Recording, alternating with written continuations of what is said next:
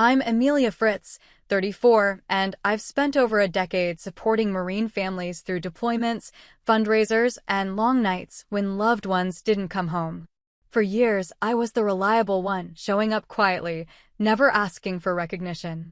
But at my sister's wedding, her Navy officer husband leaned in and whispered, "You'll never earn respect." That moment changed everything. Have you ever been dismissed or humiliated by someone who thought they were above you?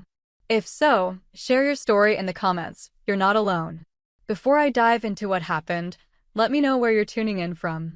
And if you've ever had to stand tall after being underestimated, hit that like button and subscribe for more true stories about boundaries and respect. What happened next might surprise you. I should have seen it coming at the first family barbecue after Stephanie brought him home. Lieutenant Commander Henry Donaldson carried himself like he was still on the bridge of a destroyer, shoulders squared, voice cutting through conversations with military precision. He had this way of standing that claimed territory, feet planted wide, hands clasped behind his back even when we were just talking about weekend plans. "So, what do you do for work?" he asked me that day, but his tone suggested he'd already filed me under unimportant civilian. I told him about my job at the nonprofit, how we coordinated support programs for military families. He nodded politely, then turned to my brother-in-law and launched into a detailed explanation of naval logistics that somehow managed to exclude everyone else from the conversation. Stephanie watched this interaction with bright eyes, clearly proud of her Navy officer. She'd always been drawn to authority figures, even as kids. Our father was career Army, and she used to line up her dolls in perfect formation while I was outside climbing trees or reading books under the oak in our backyard. Now she had her own officer, complete with dress blues and ribbons that caught the light when he moved. The pattern emerged over the next few months. At family dinners, Henry would dominate discussions about current events, referencing classified briefings he couldn't share but somehow managed to allude to constantly. He'd interrupt conversations to correct details about military protocol, even when nobody had asked. When I mentioned attending a friend's promotion ceremony at Quantico, he made a point of explaining Marine versus Navy traditions as if I'd never set foot on a base. "Civilians don't always understand the nuances," he said, cutting his steak with surgical precision. Different services, different cultures. I bit back my response. I'd been attending ceremonies and supporting military families since I was 18. I knew the difference between a Marine colonel and a Navy captain, could spot the subtle hierarchy in how people addressed each other, understood the unspoken rules that governed interactions on base. But explaining that would sound defensive, and something about Henry's certainty made me want to stay quiet and watch instead. The wedding planning revealed more of his character. He insisted on a military ceremony, complete with the Arch of Swords and full dress uniforms for the wedding party. Stephanie was thrilled, of course, but Henry managed to turn every decision into a lecture about tradition and protocol. The florist got a 20-minute explanation of appropriate arrangements for military events. The caterer learned more about Navy customs than she probably wanted to know. I helped where I could, addressing invitations and coordinating with out-of-town relatives. Henry's groomsmen were all Navy, a tight group of officers who spoke in acronyms and inside jokes. They were polite to Stephanie's family, but clearly saw us as supporting cast in Henry's production. When I suggested modifications to the reception timeline to accommodate elderly relatives, Henry's best man actually laughed. "Civilians worry about the strangest things," he said, shaking his head like I'd suggested serving dinner on paper plates. The wedding itself was beautiful. Stephanie looked radiant in her fitted gown, Henry stood at attention in his dress whites, and the ceremony unfolded with military precision. The sword arch photographs were perfect, the reception elegant and smoothly orchestrated. But I noticed how Henry positioned himself throughout the day, always slightly apart from our family, always the officer first and son-in-law second. During the father-daughter dance, I watched him check his watch twice. When Stephanie's college friends started sharing embarrassing stories during the toasts, his smile never quite reached his eyes. He tolerated our civilian traditions rather than embracing them, enduring the evening instead of enjoying it. My parents, both military themselves, seemed to approve of him. Dad appreciated Henry's bearing and professional accomplishments. Mom liked his manners and the way he stood when she entered a room. But I caught them exchanging glances sometimes, subtle looks that suggested they were working harder than usual to find common ground with their new son-in-law. Later, I realized those early interactions were Henry establishing hierarchy. In his world, respect flowed downward from rank and authority. He wasn't being intentionally cruel in those first months. He was simply placing everyone according to his understanding of how the world worked. Stephanie had value because she was his wife. Our parents had value because they were former military. I was just Stephanie's civilian sister, pleasant enough, but ultimately irrelevant to anything that mattered. The signs were subtle but consistent. He'd stand when Stephanie entered a room, but remain seated when I did. He'd ask my father about his army service, but never inquired about my work with military families. During family game nights, he'd partner with Stephanie or my parents, leaving me to team up with whoever was left. Small things, easily dismissed as coincidence or personal preference. But there was something calculated about it. Henry was too intelligent and too well-trained in leadership to be accidentally dismissive. He was making deliberate choices about where to invest his attention and respect. And those choices consistently excluded me from the circle of people he considered worth knowing. Stephanie never seemed to notice. She was busy being a Navy wife, learning the social protocols and attending spouse functions. She'd call me excited about some admiral's reception or commissioning ceremony Henry had brought her to, chattering about the protocol and formality she was still mastering. In her happiness, she missed the subtle ways her husband was reshaping our family dynamics. I tried to give him the benefit of the doubt. Military culture was different from civilian life, and maybe he was still adjusting to our family's more casual approach to relationships. Maybe his formality would ease over time as he got more comfortable with us. Maybe I was reading too much into perfectly normal social interactions. But deep down, I knew better. I'd worked with enough military families to recognize the difference between professional bearing and personal arrogance. Henry wasn't maintaining appropriate boundaries. He was establishing dominance. And in his carefully constructed hierarchy, I ranked somewhere below his notice and well beneath his respect. The realization didn't sting at first. I had my own life, my own work, my own sense of worth that didn't depend on Henry Donaldson's approval. But as months passed and the pattern continued, something shifted. This wasn't just about me anymore. It was about how he saw civilian contributions to military communities, how he valued the work that kept families together while their loved ones deployed, how he understood service itself. That understanding would matter more than I knew when the real test came. The conversation happened 3 weeks later, on a Saturday afternoon when Stephanie had gone shopping with our mother and Henry, and I found ourselves alone in their base housing living room. He'd been helping me move some donated furniture for a military family whose household goods had been delayed, and we'd just finished loading everything into the truck. Coffee, he offered, gesturing toward the kitchen. I accepted, curious about this unexpected moment of normalcy. We'd worked efficiently together for the past 2 hours, coordinating the logistics of furniture donation with the kind of professional competence that made the task smoother for everyone involved.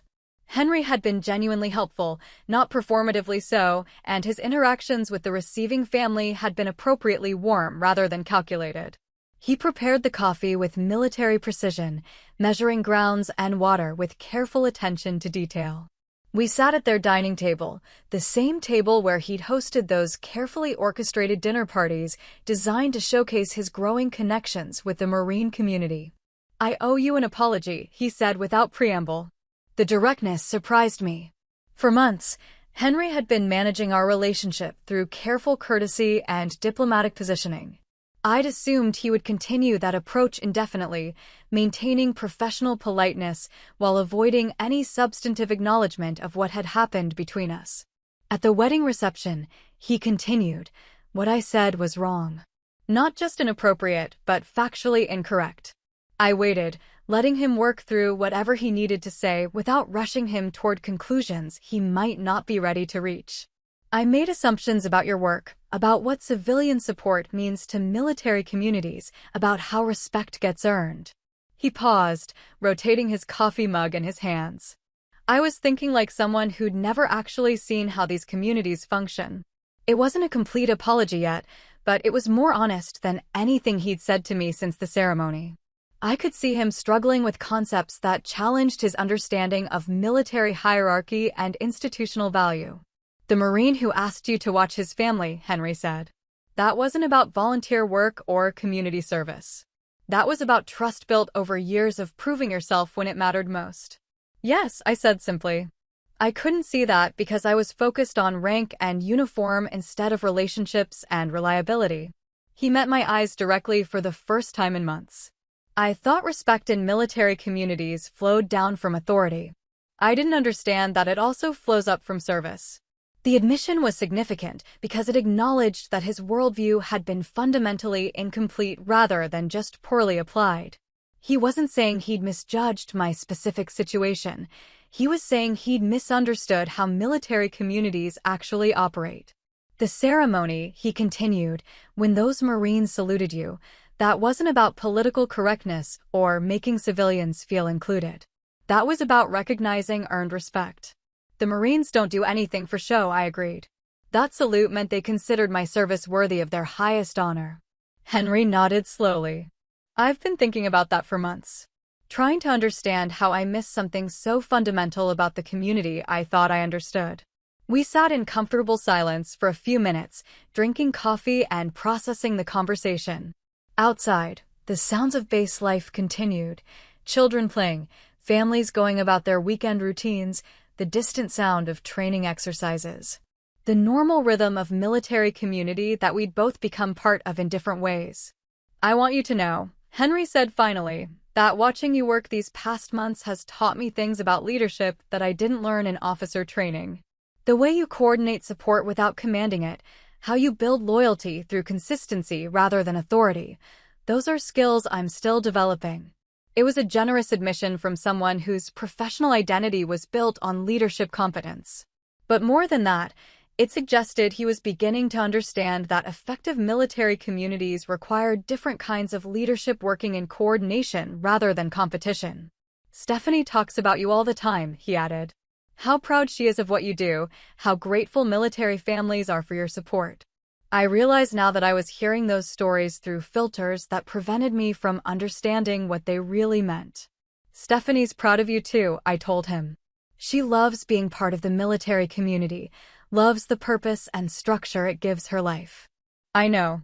And part of what makes that community valuable is people like you who support it without needing recognition or official position. He paused. I'm sorry it took me so long to understand that.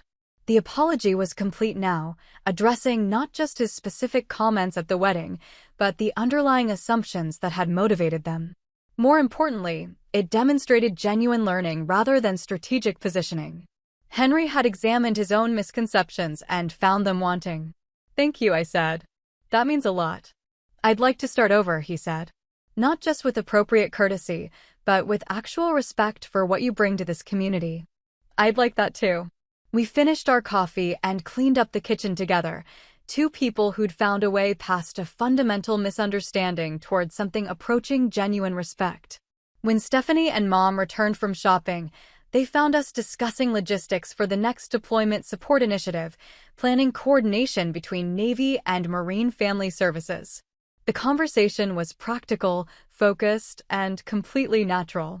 We'd found our footing with each other, not through careful management of appearances, but through honest acknowledgement of mistakes and mutual commitment to doing better. Later, Stephanie mentioned how pleased she was that Henry and I had finally found our rhythm. She was right, but not in the way she imagined. We hadn't simply gotten used to each other's presence. We'd worked through a fundamental disagreement about respect and service and emerged with a relationship built on genuine understanding rather than polite accommodation. The change would prove lasting because it was based on truth rather than strategy. Henry had learned something important about military communities, and I'd gained a family member who finally understood why my work mattered to the people I served. The reception was winding down when Henry found me near the bar, waiting for the bartender to refresh my wine. Stephanie was across the room saying goodbye to her college roommates, radiant in her wedding dress, completely absorbed in the joy of her perfect day. The band had switched to slower songs, and most of the older guests were beginning to make their exits. Henry appeared beside me with his characteristic precision, positioning himself close enough that our conversation would stay private. He'd loosened his bow tie slightly, but his posture remained military straight. The evening's alcohol hadn't softened his edges. If anything, it had sharpened his confidence. "Enjoying yourself?" he asked, but his tone suggested this wasn't really a question. "Beautiful wedding," I replied, keeping my voice neutral. "Stephanie looks so happy." He nodded, scanning the room with the methodical attention of someone accustomed to assessing situations. "She is. Marriage suits her. Gives her structure, purpose." He paused, rotating his whiskey glass in his hand. "Not everyone adapts well to military life, though." I sensed the conversation shifting, but couldn't predict where it was heading. The spouse group seemed supportive. "She's already made friends. The wives who succeed understand their role," Henry said. "They know how to contribute, how to support the mission. They find their place in the community." His eyes moved back to me, measuring. "Others struggle with the hierarchy. They don't understand that respect has to be earned." Something cold settled in my stomach. Respect usually goes both ways. Henry's smile was thin, calculated. He stepped closer, close enough that I could smell his cologne and see the small scar above his left eyebrow. The gesture was subtle, but unmistakable, a claiming of space that forced me to either step back or hold my ground. I held my ground. "You know what I learned in my first deployment?" His voice dropped to just above a whisper, intimate and threatening. "Respect isn't about fairness or reciprocity. It's about earning your place through service, sacrifice, dedication. Real dedication, not the kind of civilian volunteer work that makes people feel important." My face stayed composed, but my pulse quickened. "I see. You seem like a nice enough person," he continued, his tone conversational despite the venom underneath. "But let's be honest about what you bring to the table. You'll never earn respect. Not from men like me. Not from people who've actually served, who've put everything on the line for something bigger than themselves." The words hit like a physical blow, but I'd learned long ago not to let people see when they'd wounded me. Instead, I smiled, the kind of tight, controlled smile that says nothing and reveals nothing. I finished the last sip of my wine, set the glass on the bar, and looked directly into his eyes. "Thank you for the insight," I said calmly. Then I walked away. I made it through the rest of the evening without incident. I hugged Stephanie goodbye, congratulated the happy couple, and helped my parents gather their things. I made appropriate small talk with relatives I hadn't seen in months and posed for final photographs with a smile that looked genuine enough for family albums. But Henry's words echoed in my head during the drive home, during the hours I lay awake staring at the ceiling, during the coffee I couldn't quite finish the next morning. Not because I believed them. I knew my own worth, knew the value of the work I'd done, but because of what they revealed about how he saw the world. In Henry's universe, service meant military service. Sacrifice meant deployment and combat. Dedication meant following orders and maintaining chain of command. Everything else was performance, civilians playing at importance while real heroes did the actual work. My years of supporting military families, attending memorial services, coordinating care packages, and support networks, all of it was diminished to volunteer work that made me feel important. What disturbed me most wasn't his dismissal of my contributions. It was his certainty that this dismissal was justified, that his perspective was the only one that mattered. He hadn't just insulted me, he'd revealed his complete inability to see value in forms of service that didn't come with rank and uniform. Stephanie called the next afternoon to thank me for everything I'd done to help with the wedding. She was still glowing with happiness, full of stories about their honeymoon plans and the apartment they were setting up near the base. She mentioned how well everyone seemed to get along, how smoothly the whole weekend had gone. I agreed with her assessment. There was no point in poisoning her joy with details about her husband's private conversation with me. She was building a new life, and she deserved to do it without my baggage clouding her happiness. But listening to her excitement, I realized that Henry's words had accomplished exactly what he'd intended. He'd established his position clearly and privately, marking territory without causing family drama. It was expertly done, actually. A perfect surgical strike that achieved maximum impact while maintaining plausible deniability. If I complained about what he'd said, I'd sound petty and vindictive. If I tried to explain the context and tone, I'd come across as someone who couldn't handle a little honest feedback. He'd chosen his moment and his words carefully, ensuring that any response from me would make me look bad rather than him. But Henry had made one crucial miscalculation. He assumed that his assessment of my worth was the only one that mattered. He assumed that civilian contributions to military communities were invisible to the people who actually wore the uniform. He assumed that respect was his to grant or withhold based on his narrow understanding of what service meant. In 2 days, I would discover just how wrong he was about all of those assumptions. Before Henry, our family operated on different principles entirely. We were loud and messy and democratic in ways that probably horrified him.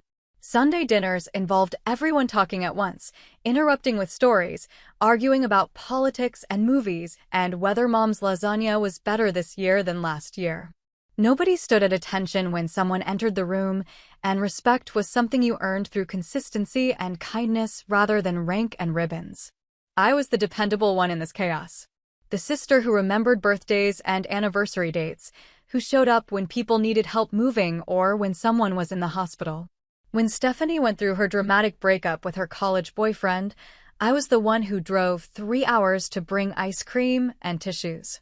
When our grandmother was dying, I coordinated the family schedule so someone was always with her. It wasn't heroic or noteworthy. It was just what families do for each other. But somewhere along the way, that reliability extended beyond our immediate circle. I became the person people called when they needed something organized or someone to show up consistently. That's how I got involved with military families in the first place. My college roommate married a Marine fresh out of officer candidate school, and I helped her navigate the first deployment while she was pregnant with their first child. It started with practical things, grocery runs when she was too exhausted to leave the house, babysitting when she had spouse group meetings, being available at 3 in the morning when she needed someone to talk her through the anxiety. One deployment became 2, then 5, then I stopped counting. Word spread through the network of military spouses, and somehow I became the civilian friend who understood the rhythm of military life. I knew when units were deploying, which families needed extra support, how to coordinate meal trains and childcare schedules around training exercises and duty rotations. The work was invisible in the way that most support work is invisible. I wasn't earning medals or getting promoted. I wasn't making life or death decisions or leading troops in combat. I was just showing up consistently, being the steady presence that military families could count on when their lives were built around uncertainty. Over the years, that consistency earned me something I hadn't expected: acceptance into a community that usually keeps civilians at arm's length. Marines started knowing my name, recognizing me at ceremonies and base events. Spouses introduced me to new families as someone who could help them navigate their first duty station. Officers who'd known me for years would stop to catch up, asking about my work and sharing updates about their careers. I attended change of command ceremonies and promotion parties. I was invited to Marine Corps birthday balls and unit social events. I knew the difference between enlisted and officer protocol, understood the subtle hierarchies and traditions that governed base life. But I wasn't studying military culture from the outside. I was living within it as a trusted civilian partner. The relationships ran deeper than social courtesy. I'd sat in hospital waiting rooms during training accidents, attended funeral services for Marines killed in action, helped families pack and move when orders came through. I'd written letters to deployed Marines, coordinated surprise homecoming events, and spent countless hours listening to spouses work through the challenges of military life. These weren't abstract acts of service. They were personal relationships built over years of showing up when it mattered. The Marine who asked me to walk his daughter down the aisle when his deployment kept him from her wedding. The spouse who called me first when her husband was wounded in Afghanistan. The commanding officer who insisted I attend his retirement ceremony because, as he put it, I'd been part of his unit's family for longer than most of his Marines. Henry saw none of this history when he assessed my worthiness. He saw a civilian woman who attended military events and assumed I was there as someone's guest, playing at understanding a world I couldn't really comprehend. He saw volunteer work where I saw relationships. He saw someone seeking importance where I saw someone fulfilling responsibilities. But the Marines I'd worked with for years saw something different. They saw consistency and loyalty and the kind of quiet service that keeps communities functioning. They'd watched me show up during the hardest moments, stay involved through multiple deployments, and treat their families with the same dedication I showed my own. That history mattered in ways Henry couldn't understand. Military communities are built on trust and proven reliability. Rank gets you initial respect, but keeping that respect requires demonstrating that you'll be there when people need you most. I'd been demonstrating that reliability for over a decade, earning trust that couldn't be shaken by one person's dismissal. The irony was that Henry's own understanding of military service was relatively narrow. He was Navy, focused on ship operations and naval warfare. He understood his piece of the military machine, but he'd spent limited time in the kind of joint operations where Marines, sailors, soldiers, and airmen work together. He knew protocol and hierarchy, but he'd missed the broader truth about military communities. They function because of relationships that cross traditional boundaries. I'd learned this truth by living it. The Marine sergeant who helped me understand base security procedures. The Navy chaplain who taught me how to support grieving families. The Army logistics officer who showed me how to coordinate large-scale volunteer efforts. These weren't people granting me special access. They were colleagues who'd recognized my commitment and helped me become more effective at supporting their communities. 2 days after Henry's wedding reception whisper, all of that history would converge into a single moment of recognition. But I couldn't have predicted how powerful that moment would be, or how completely it would reframe the conversation about who deserved respect and why. For now, I just knew that Henry Donaldson had severely underestimated both my place in the military community and the relationships I'd built there over years of quiet, consistent service. That night replayed in my head for 48 hours straight, each repetition highlighting different aspects of what had happened. Henry's positioning when he approached me, calculated to create intimacy and intimidation simultaneously.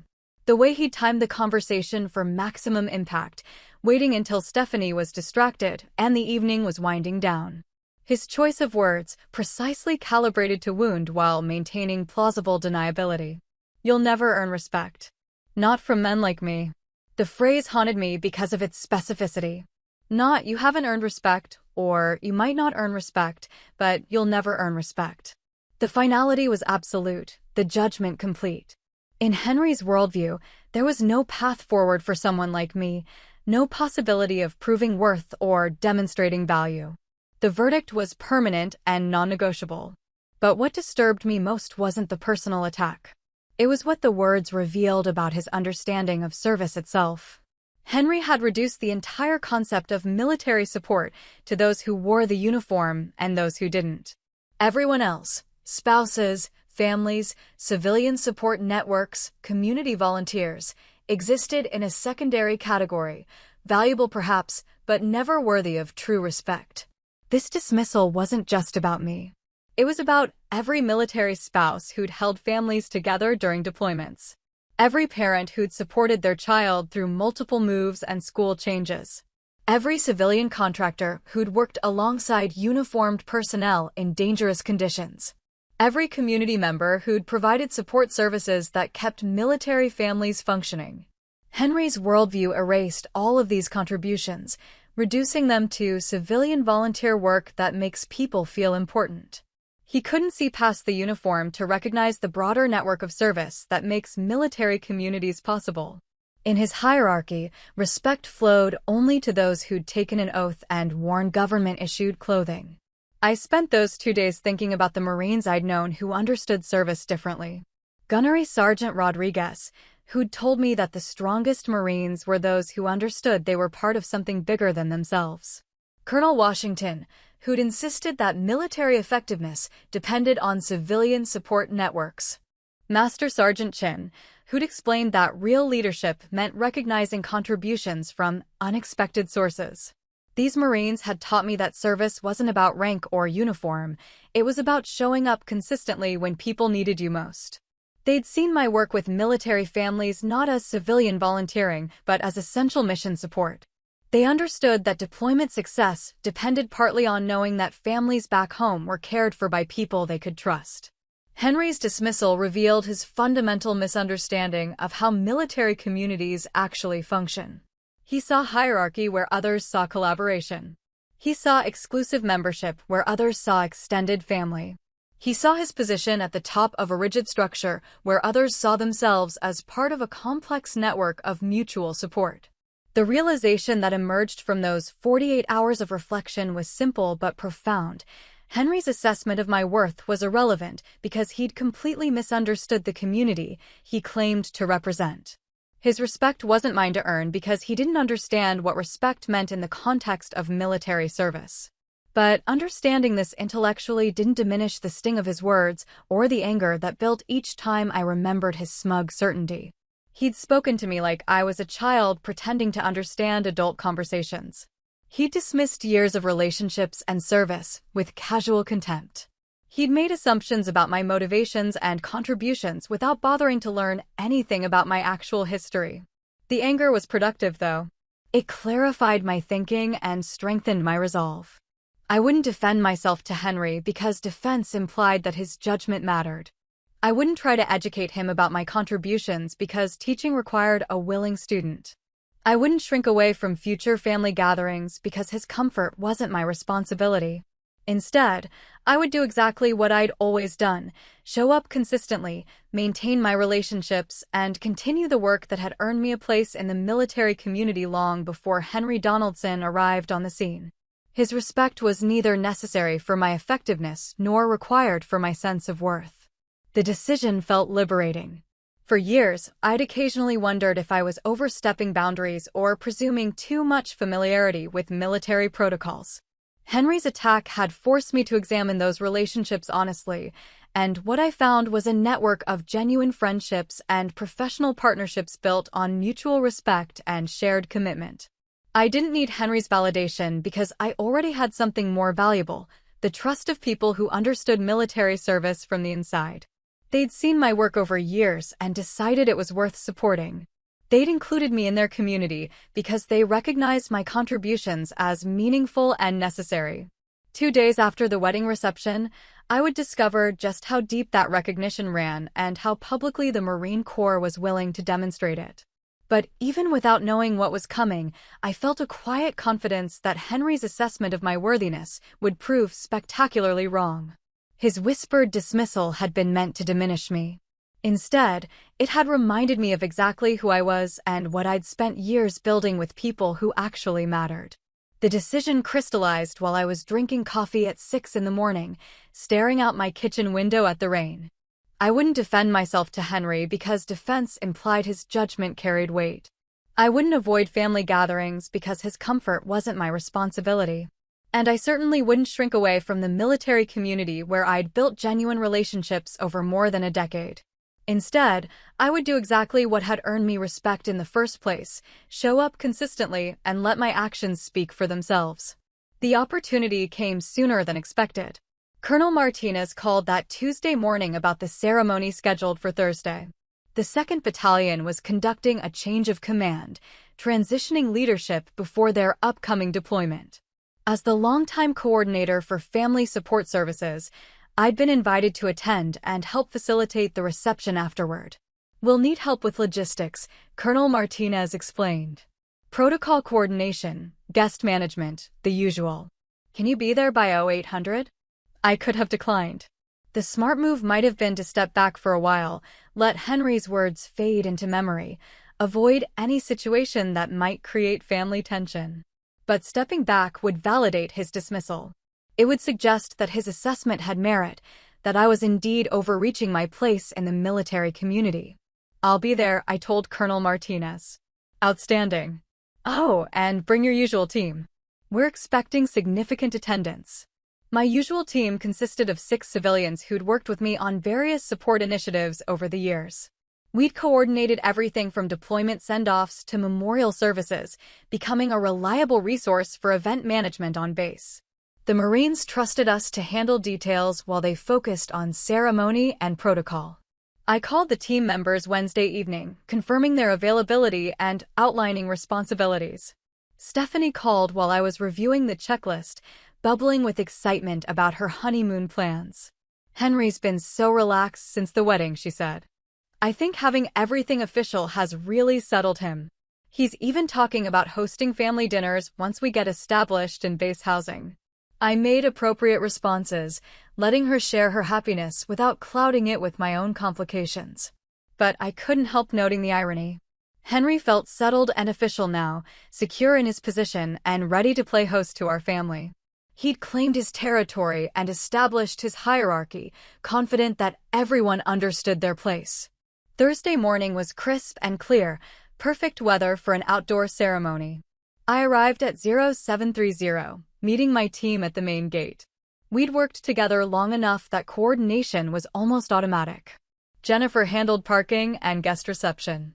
Mike managed equipment and setup.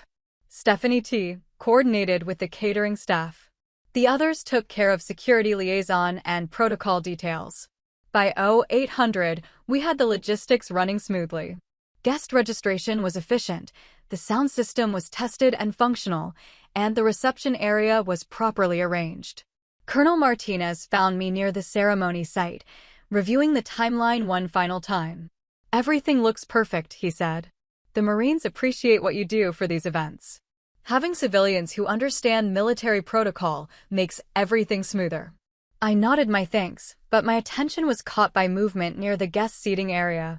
Henry had arrived in dress blues, looking every inch the professional naval officer. He was talking to Stephanie, who looked elegant in a navy dress appropriate for military ceremonies. They'd chosen seats with a clear view of the proceedings, close enough to demonstrate their connection to the military community. Henry's posture was confident, relaxed even. He surveyed the ceremony preparations with the satisfied air of someone who belonged, who understood the significance of what was happening. When he noticed me coordinating with the Marines, his expression shifted slightly. Not surprise exactly, but a subtle recalibration of his expectations. I stayed focused on the work. The ceremony would begin in 30 minutes, and there were final details to confirm. The guest list included family members, local officials, and Marines from multiple units. The change of command itself was formal and traditional, requiring precise timing and flawless execution. But I knew something Henry didn't know. This wasn't just a change of command ceremony. The outgoing commander, Lieutenant Colonel Stevens, had served 2 tours with the 2nd Battalion and was transitioning to a staff position at Headquarters Marine Corps. The Marines wanted to honor his leadership with something special, something that would demonstrate the unit's respect and gratitude. They'd been planning the tribute for weeks, coordinating with Marines from other units who'd served under Stevens' command. The details were kept quiet, shared only with those who needed to know for logistical purposes. Even I didn't know all the specifics, just that additional personnel would be participating and that the ceremony would run longer than usual. Henry had positioned himself perfectly to observe the proceedings, close enough to appreciate the military pageantry and protocol he valued so highly. Stephanie sat beside him, clearly proud to be attending such an impressive event with her Navy officer husband. They made a handsome couple, representing exactly the kind of military family that base ceremonies celebrated. What neither of them could see was the larger picture developing around us. Marines were arriving from multiple units, more than would normally attend a single battalion ceremony. They moved with quiet efficiency, taking positions that wouldn't be obvious to civilian guests, but would be unmistakable to anyone who understood military formations. The ceremony began promptly at 0900 with the presentation of colors and the playing of the national anthem. Lieutenant Colonel Stevens delivered his farewell remarks with the measured dignity appropriate to the occasion. The incoming commander, Lieutenant Colonel Park, accepted responsibility for the battalion with formal precision. Everything proceeded according to standard protocol until the moment when Lieutenant Colonel Stevens called for the unit to form up for his final review. That's when Henry would discover just how wrong he'd been about my place in the Marine Corps community. The ceremony concluded with textbook precision. Lieutenant Colonel Stevens completed his farewell address, Lieutenant Colonel Park assumed command, and the formal proceedings moved toward their traditional close. Henry sat in the guest seating area, clearly appreciating the military pageantry and protocol. He'd positioned himself where he could observe everything, the satisfied smile of someone who understood the significance of what he was witnessing. But as the Marines began forming up for the final review, something shifted. Instead of the single battalion organizing into standard formation, Marines from multiple units started moving with quiet efficiency. They came from different directions, wearing the dress blues that signified this was more than routine ceremony. I watched from my position near the coordination area, still focused on logistics and guest management. My team was preparing for the reception transition, ensuring that everything would flow smoothly once the ceremony concluded. But I could see the larger pattern emerging as more Marines took their positions. Colonel Martinez appeared beside me, checking his watch. "Right on schedule," he said quietly. "Stevens earned this." Lieutenant Colonel Stevens moved to the center of the formation area, his bearing dignified and ceremonial. He'd served the Corps for over 20 years, including multiple combat deployments and command positions. His farewell was more than administrative transition. It was the end of a distinguished career built on leadership and service. "Battalion, attention!" The command echoed across the ceremonial area. What happened next exceeded even my expectations. Marines snapped to attention in perfect unison, but the formation was larger than anyone had anticipated. Row after row of dress blues created geometric precision on the parade ground. The sound of boots striking pavement was thunderous, unified, unmistakable. Then Lieutenant Colonel Stevens did something that broke from standard protocol. Instead of conducting his final review from the traditional position, he walked toward where I stood with the other coordinators. "This ceremony wouldn't be possible without the civilian support that keeps our families strong while we serve," he announced, his voice carrying clearly across the formation. "Some people serve without uniforms, but their dedication to this community deserves recognition." I felt the attention of 200 Marines shifting in my direction. The moment stretched, formal and weighty with significance I hadn't fully anticipated. Stevens continued speaking, but his words were eclipsed by what happened next. "Present arms." The command cracked like a whip across the parade ground. 200 Marines moved as one, bringing their rifles to present position with mechanical precision. But they weren't presenting arms to Lieutenant Colonel Stevens or the colors or any traditional object of military courtesy. They were presenting arms to me. The salute was absolute, perfect, and unmistakable. Every Marine in that formation was acknowledging my service to their community with the highest form of military respect. The rifles held steady, the formation unmoving, the silence complete except for the sound of my own heartbeat. I stood motionless, overwhelmed by the magnitude of the gesture. This wasn't casual recognition or polite acknowledgement. This was the Marine Corps formally declaring that my contributions had earned their highest respect, demonstrated through the most traditional and significant ceremony in military culture. From my peripheral vision, I could see Henry in the guest seating area. His confident posture had disappeared entirely. His face was pale, his jaw tight with the kind of shock that comes from having your fundamental assumptions completely overturned. Stephanie sat beside him, clearly confused by what was happening but recognizing its significance.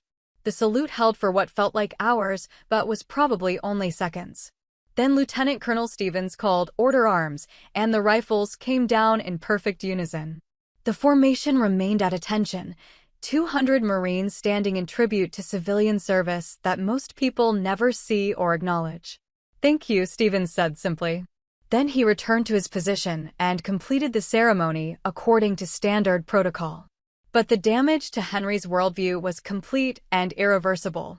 He'd witnessed his sister-in-law receive the highest military honor short of medal presentation, demonstrated by Marines who'd chosen to break from traditional ceremony to acknowledge her contributions.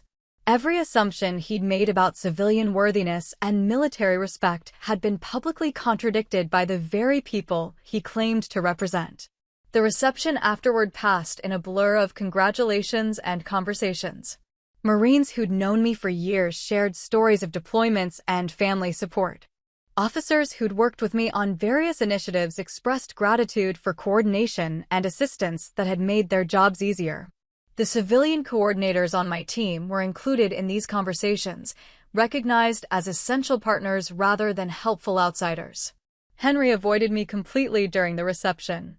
He stayed close to Stephanie, making polite conversation with other Navy personnel and maintaining the appearance of social engagement. But his earlier confidence was gone, replaced by the careful movements of someone who discovered that his understanding of the situation was fundamentally flawed. Near the end of the event, Colonel Martinez found me one final time. "The Marines wanted you to know that salute wasn't symbolic," he said. "It was earned through years of service that most people never see." Stevens insisted on it, but the idea came from the Marines themselves. I thanked him, still processing what had happened. The ceremony had answered Henry's dismissal more completely than any argument or defense could have managed. 200 Marines had declared publicly that respect in military communities was earned through service and dedication, regardless of uniform or rank. The weeks following the ceremony passed with an odd sort of quiet tension that everyone in the family could feel, but nobody directly addressed. Henry hadn't said a word to me about what happened at the change of command, hadn't acknowledged the salute or asked about my history with the Marines. Instead, he'd retreated into a careful politeness that was somehow more unsettling than his previous dismissiveness. At the first family gathering after the ceremony, he stood when I entered the room.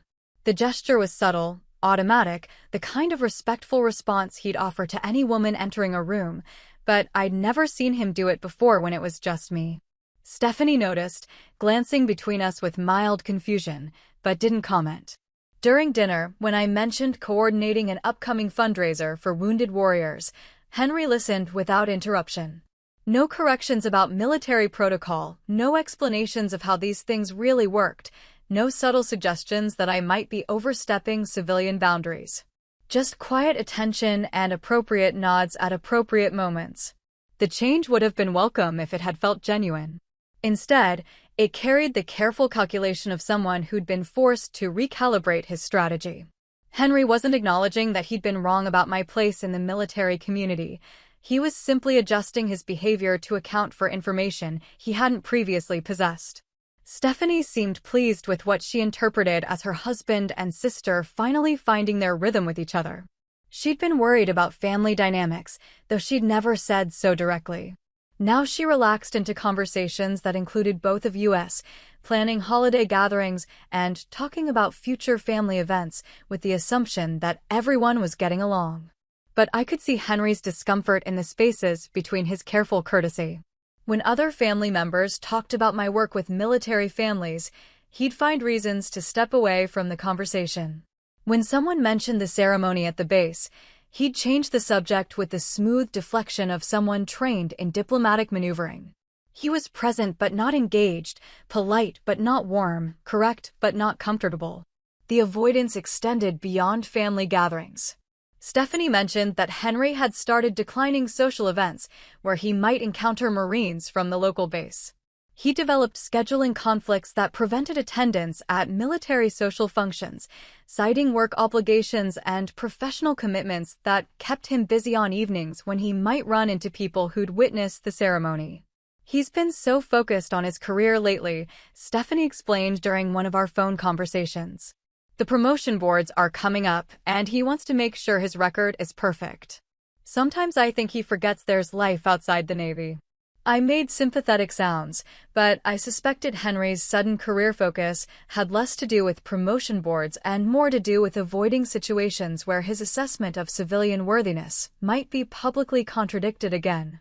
The ceremony had demonstrated that his understanding of military community was incomplete, and he was struggling to reconcile that reality with his sense of professional identity.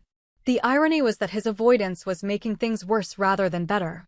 By declining invitations and avoiding social events, Henry was isolating himself from the very community he claimed to represent. The Marines who'd known me for years were starting to notice his absence, asking Stephanie where her husband was and why they never saw him at unit functions anymore. Colonel Martinez mentioned it to me during a planning meeting for the annual Marine Corps birthday celebration. "We haven't seen Lieutenant Commander Donaldson lately," he said casually. "Hope everything's okay with your family." I assured him that everything was fine, that Henry was just busy with Navy obligations. But the question highlighted how Henry's retreat was becoming noticeable to people who valued community participation and social connection. In trying to avoid confronting his misconceptions, he was actually undermining his standing in the military community. Meanwhile, my own relationships continued as they always had. I coordinated support services, attended ceremonies, and maintained the network of connections that had developed over years of consistent involvement. The ceremony had changed nothing about the actual work.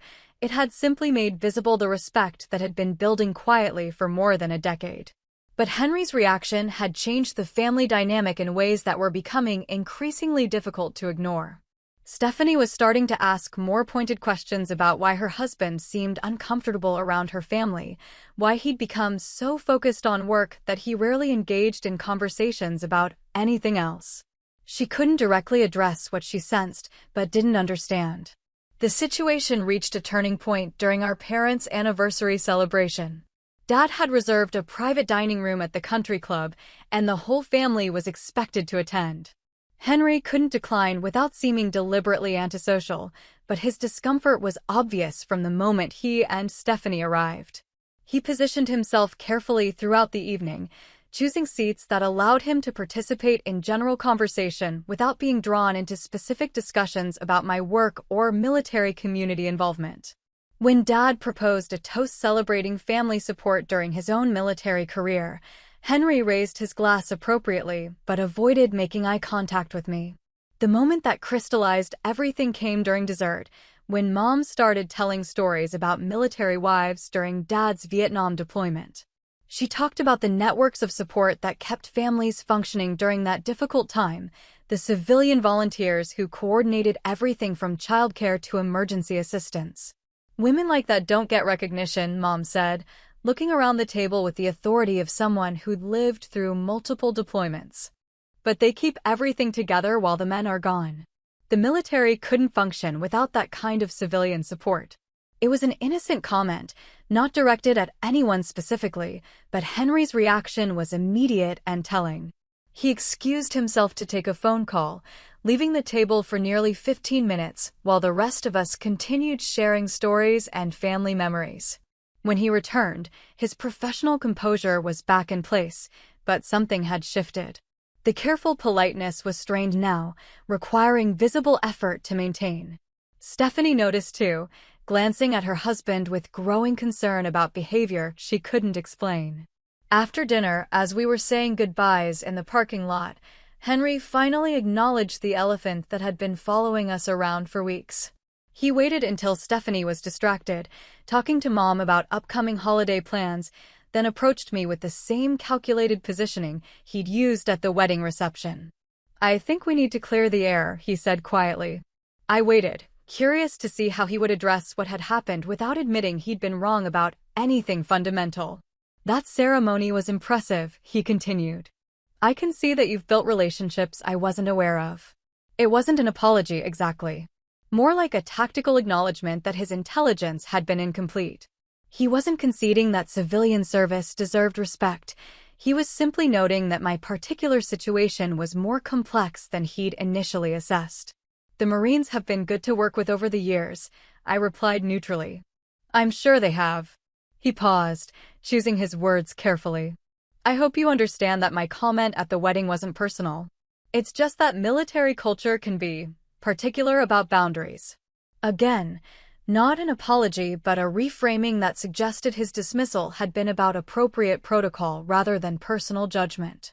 He was trying to reset our relationship without admitting that his original assessment had been fundamentally flawed. "I understand," I said, though what I understood was that Henry would never acknowledge being wrong about something so central to his identity. He nodded, apparently satisfied that we'd achieved some kind of détente. But as we rejoined our respective family members and finished the evening's goodbyes, I realized that nothing had actually been resolved.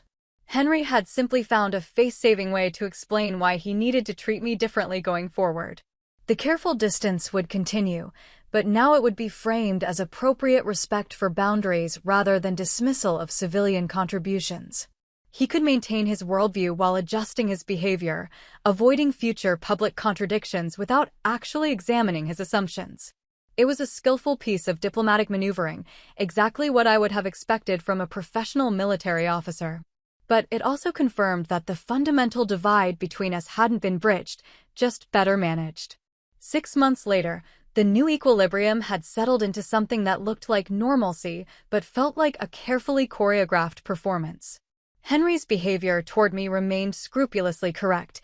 He stood when I entered rooms, included me in conversations appropriately, and never again suggested that civilian contributions to military communities were somehow lesser or unworthy. But beneath this surface courtesy, nothing had fundamentally changed. He still didn't understand what I did or why it mattered to the Marines I worked with. He'd simply learned that dismissing it publicly would reflect poorly on his own understanding of military community dynamics. The ceremony had taught him that my position was more secure than he'd realized, not that his original assessment was wrong. Stephanie seemed happier with the family dynamics now that her husband and sister were getting along better. She'd started hosting monthly dinners at their base housing, carefully planned events that showcased her growing skills as a Navy wife. Henry would hold my chair and make appropriate conversation, playing the role of gracious host with the same precision he brought to all his military duties. These dinner parties revealed another layer of his adaptation strategy. He'd begun cultivating relationships with Marines from the base, not because he developed new respect for the Corps, but because he'd recognized that those relationships enhanced his own standing in the joint military community. The same calculation that had led him to dismiss my civilian contributions now led him to embrace visible association with the Marines who'd saluted me. It was expertly done, actually. Henry would mention his sister-in-law's work with military families in conversations with Marine officers, positioning himself as someone who understood and supported inter-service cooperation. He'd attend ceremonies where he knew I'd be coordinating logistics, making sure to be seen engaging positively with the Marines I worked with regularly. The irony was that his calculated networking was actually making him a better officer. Forced to interact meaningfully with Marines, he was learning aspects of military culture that his Navy-centric worldview had previously missed. His understanding of joint operations improved, his appreciation for different service traditions deepened, and his ability to work across military branches expanded significantly. But I could see the effort it required. Henry was playing a role rather than experiencing genuine growth, adapting his behavior to serve his professional interests rather than examining his underlying assumptions. The Marines he cultivated relationships with appreciated his attention, but they also recognized the careful calculation behind his sudden interest in inter-service cooperation. Colonel Martinez mentioned it during one of our routine coordination meetings. "Your brother-in-law has been making an effort to connect with the Marine community," he said diplomatically. "It's good to see Navy officers taking initiative on joint relations." The phrasing was careful, professional, but I caught the subtext. Marines valued authenticity and were skilled at recognizing when someone was working an angle. Henry's networking was appreciated for its practical benefits, but it wasn't earning him the kind of genuine respect that came from years of consistent commitment. Meanwhile, my own work continued unchanged.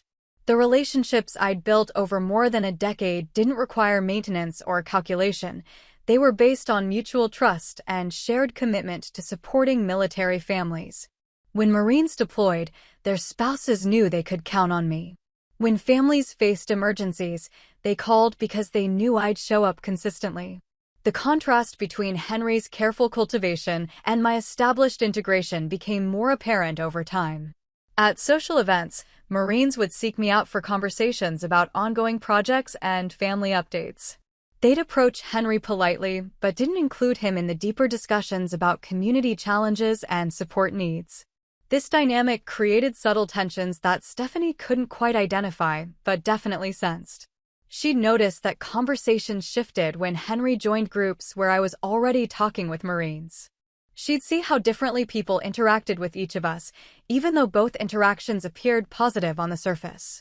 The turning point came during the unit's pre-deployment ceremony in the fall. Henry attended in dress whites, representing the Navy's support for joint operations. I coordinated logistics with my usual team, ensuring that families had the support they needed during what was always an emotional event.